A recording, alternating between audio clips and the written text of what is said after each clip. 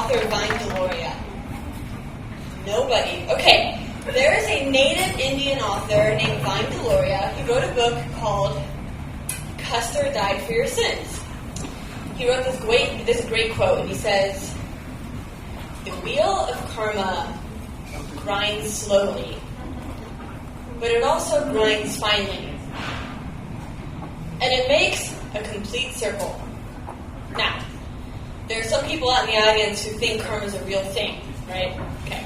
And then there's people like me who think it's just a nice story that we tell ourselves so that we can sort of resolve the bad things that we do to each other and get away with it. Okay. So this got me thinking about his presentation tonight.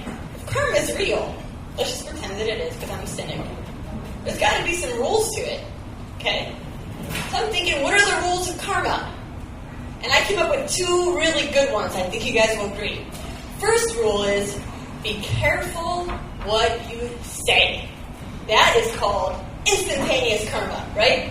My friends and I were talking tonight. This is the instance where you tell your parents when you're 6 years old that you're leaving, and you go to pack up your Snoopy suitcase, and your mom walks in on the room ahead of you and starts packing all your shit and your luggage, and you're like, I didn't mean it. I don't really want to move to Grandma's house. The second type is to be careful what you ask for. This is the slow grinding wheel Deloria was talking about. 7 years ago, I'm living in Akron, Ohio. Okay. Anyone know Akron, Ohio? Boo! Boo! Yes! Boo! I am from there. Boo! I befriended my neighbor, Kevin. Kevin is your typical Midwest carpenter, low income, undereducated, underprivileged, missing half his teeth. I felt for this guy. So, of course, we became friends.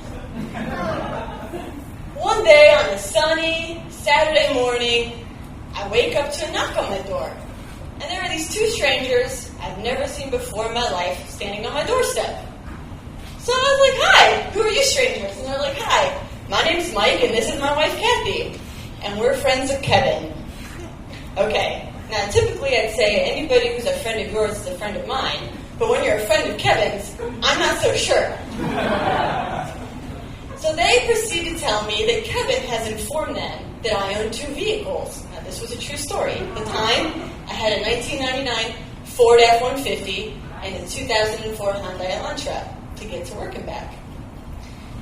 And Mike and Kathy proceed to tell me the worst story of luck and a piss-poor hand dealt to you in life I had ever heard of. Every bad thing that could happen to a human being had happened to these two people. Everything.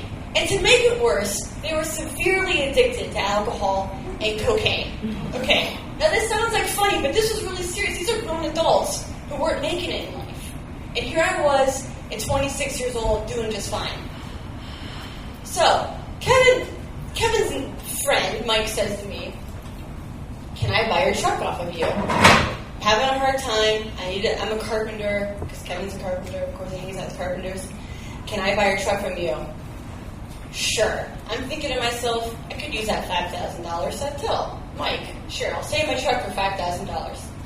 Mike says, wow, that really sucks because all I have is $1,000. Right. And I was like, dude, I can't save my truck for $1,000. But I did feel bad for this guy. So I told him, I said, how about $2,500? And Mike and his wife, Kathy, just hung their head and they just walked away. They couldn't do it. So that night, Saturday, I go to my mom's house. I'm sitting in a nice house, having a nice meal, and I realize how fortunate I am. Right? I've got 2 cars.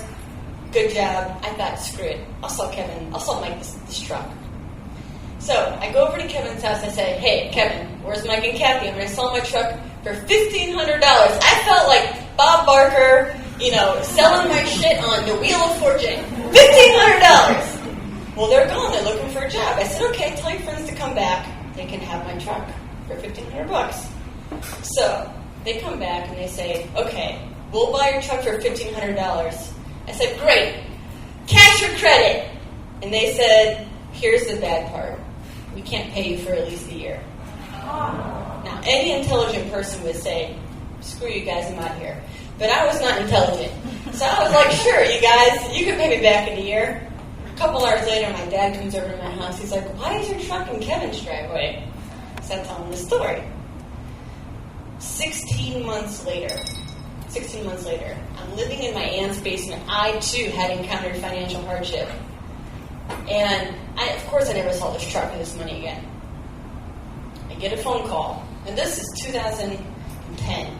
Nobody calls you on your aunt's landline unless they know how to use a phone book and then how to find you, right?